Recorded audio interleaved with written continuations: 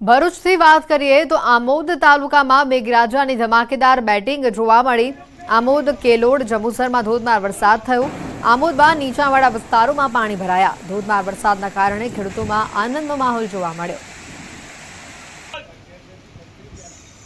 ભરૂચમાં ધોધમાર વરસાદ વરસ્યો। આમોદ તાલુકામાં મેઘરાજા જાણે મહેરબાન થયા હોય તે પ્રકારની પરિસ્થિતિ જોવા મળી। ખેતરોમાં પણ પાણી ભરાયા। જો કે આ વરસાદથી ખેડૂતોમાં હર્ષની હેલી જોવા મળી હતી। ખેડૂતો વાવણી લાયક આ વરસાદ માની રહ્યા છે અને જેના પગલે તેઓ ખુશખુશાલ જોવા મળ્યા હતા। હવે વાત કરીએ પાટણની તો પાટણમાં પણ અનરાધાર વરસાદ વરસ્યો। વરસાદના કારણે રેલવે ગરનાળું આખું પાણીથી ભરાઈ ગયું। પ્રી મોન્સૂન પ્લાન પાણીમાં ગયો। સામાન્ય વરસાદમાં જ પાટણ આખું પાણી થઈ ગયું।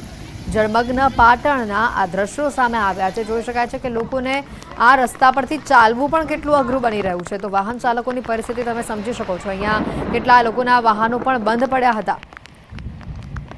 એક જ વરસાદમાં પાટણની પ્રી મોન્સૂન કામગીરી પાણીમાં ગઈ હોવાની આ તસવીરો સામે આવી છે। પાટણ શહેરમાં ભારે વરસાદથી આખું શહેર પાણી થયું।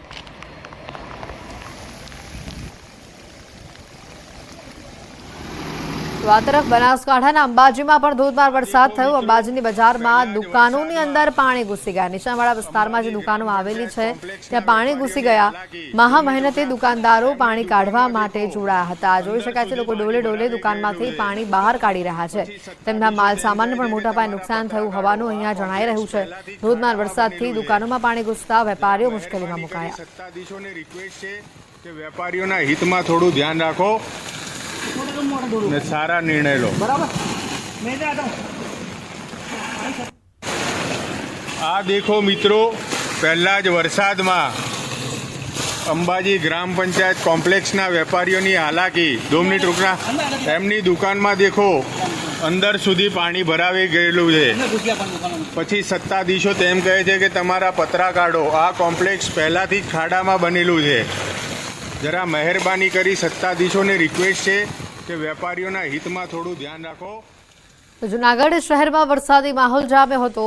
મધુરામ, કાળવા ચોક, ઝાંઝરડા રોડ આ વિસ્તારમાં નીચાણવાળા વિસ્તારોમાં પાણી ભરાયા હતા। વરસાદના પગલે અહીંની પરિસ્થિતિ દયનીય બની હતી। જૂનાગઢથી આ તસવીરો સામે આવી છે। જૂનાગઢમાં પણ મેઘરાજાનું આગમન થયું। હાલ મેઘરાજા જે પોતાનો હેત વરસાવી રહ્યા છે। ક્યાંક મેઘ મહેર જેવી પરિસ્થિતિ છે તો ક્યાંક મેઘ કહેર જેવી પરિસ્થિતિ છે।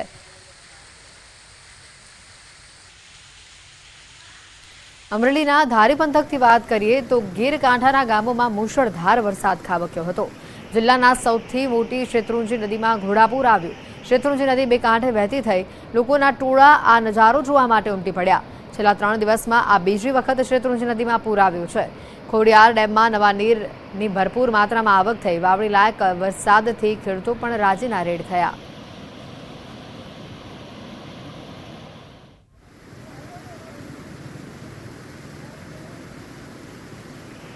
સાથે જ બનાસકાંઠા જિલ્લાના તમામ તાલુકામાં પણ વરસાદી માહોલ જોવા મળ્યો। દિયોદરમાં ભારે વરસાદ ખાબક્યો। રોડ રસ્તા પર પાણી ફરી વળ્યા। બજારોમાં પણ વરસાદી પાણી ભરાવાના દ્રશ્યો સામે આવ્યા છે। રોડ પર વરસાદી પાણીના વહેણ જોવા મળ્યા। અહીંયા રસ્તા નહોતા દેખાતા પરંતુ નદી પસાર થતી હોય આ રસ્તા પરથી એ પ્રકારની પરિસ્થિતિ હતી। બનાસકાંઠાથી આ તસવીરો સામે આવી રહી છે। તમામ તાલુકામાં ગત મોડી સાંજથી જ વરસાદની પધરામણી થઈ હતી। બજારોમાં વરસાદી પાણી ભરાયા હતા। રોડ રસ્તા પર નદી વહેતી થઈ હોય તેવા દ્રશ્યો સામે આવ્યા હતા।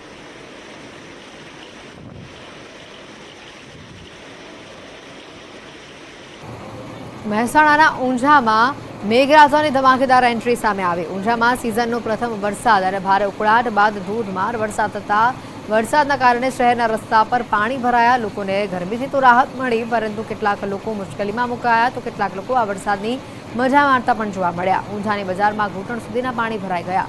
રોડ પર ઘૂંટણ સુધીના પાણી ભરાતા વાહન ચાલકો અટવાઈ ગયા હતા। સિઝનના પહેલા વરસાદે જ ઊંઝા તંત્રની પ્રી મોન્સૂન કામગીરીની પોલ અહીંયા ખોલી નાખી છે। ઊંઝામાં મેઘરાજાની ધમાકેદાર એન્ટ્રીથી લોકોમાં ક્યાંક ખુશીનો માહોલ જોવા મળ્યો તો ક્યાંક રસ્તા પર પાણી ભરાતા લોકોને હાલાકી વેઠવી પડી હતી।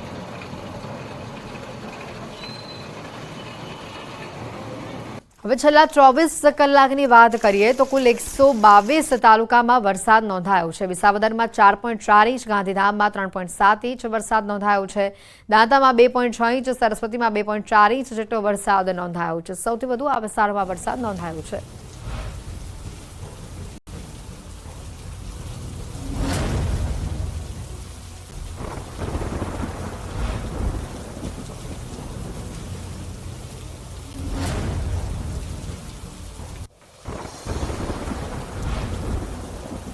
જે રીતનો વરસાદી માહોલ જોવા મળ્યો છેલ્લા 24 કલાકમાં 122 તાલુકામાં વરસાદ જોવા મળ્યો। વિસાવદરમાં 4.4 ઇંચ, ગાંધીધામમાં 3.7 ઇંચ વરસાદ જોવા મળ્યો।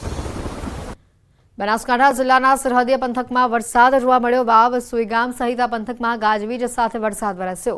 વાવ તાલુકાના ડેડાવા ગામે વીજળી પડી। વીજળી પડતા ખેડૂતના ઘાસચારાને મોટા પાયે નુકસાન થયું। જુવારના રાખેલા ઘાસચારામાં વીજળી પડતા આગ લાગી। ઘાસચારો સંપૂર્ણ બળી જતા ખેડૂતોને નુકસાન પહોંચ્યું છે। આગની આ તસવીર સામે આવી છે। વીજળી પડતા આગ લાગી હોવાની આ ઘટના બનાસકાંઠાથી સામે આવી છે।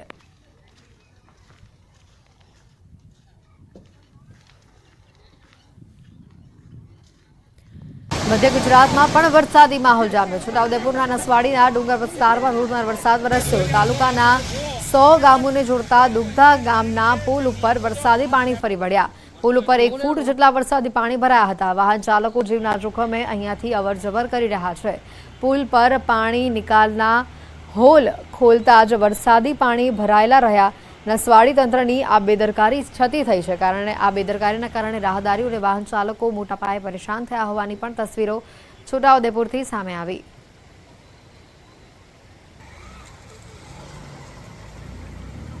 જોઈ શકાય છે કે જે માત્રામાં પાણી ભરાયું છે, અડધા ટાયર સુધી પાણી ભરાતા લોકોને મુશ્કેલી વેઠવી પડી। ગીર સોમનાથથી પણ કંઈક આવી જ તસવીરો સામે આવી છે। તાલાલાના લુંબા ગામે વરસાદ ખાબક્યો। ભારે વરસાદથી તાલાલાનું લુંબા ગામ પાણી થઈ ગયું। ગ્રામ્ય વિસ્તારોમાં રસ્તાઓ નદીમાં પરિવર્તિત થઈ ગયા હતા।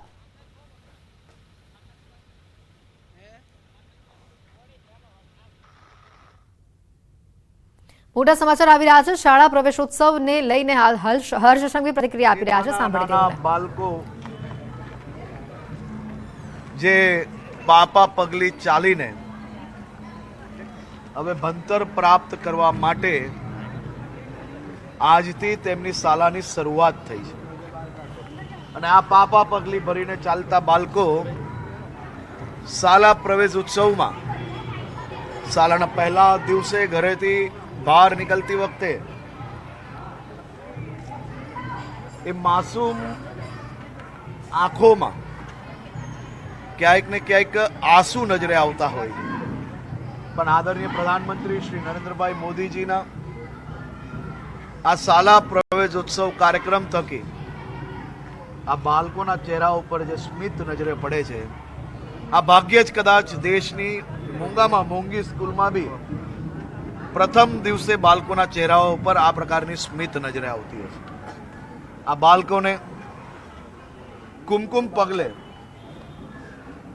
પહેલું પગથિયું ફૂલ પર, બીજું પગથિયું અક્ષત પર, ત્રીજું પગથિયું કંકુ પર, ચોથું પગથિયું પાણીએ અને પાંચમું પગથિયું રૂમાલે। આ પ્રકારે આ બાળકોની શાળાનું ભણતરનું પહેલો દિવસની શરૂઆત થઈ છે। આજે મુખ્યમંત્રી શ્રી ભૂપેન્દ્રભાઈ પટેલના માર્ગદર્શનમાં ગુજરાતમાં હજારો શાળાઓમાં આ કાર્યક્રમની શરૂઆત થઈ છે।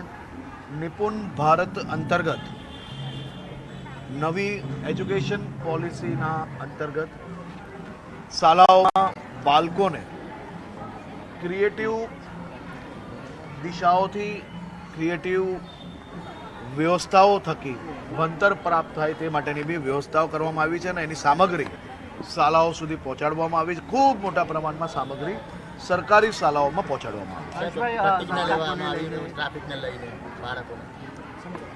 બાળકો એ માતા પિતાનું જીવ હોય છે, તેમનો દિલનો ટુકડો હોય છે।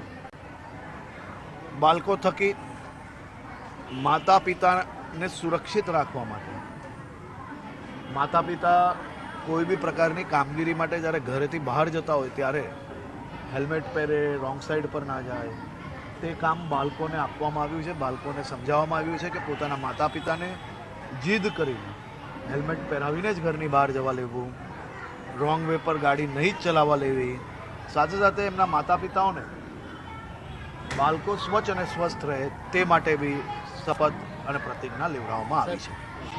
સમાચારોમાં હાલ રોકાઈશું એક બ્રેક માટે.